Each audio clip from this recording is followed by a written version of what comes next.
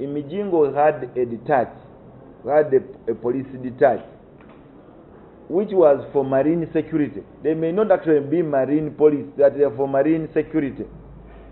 Because of the tensions at Mijingo, you all know, between Uganda and Kenya, and there has been accusations that they get involved into illegal activities on the water.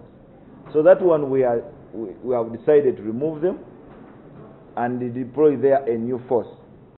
You all know that recently there was a directive that the SFC will provide the general security on ensuring the security of the waters, and the police definitely will give a support role to ensure that this is achieved effectively.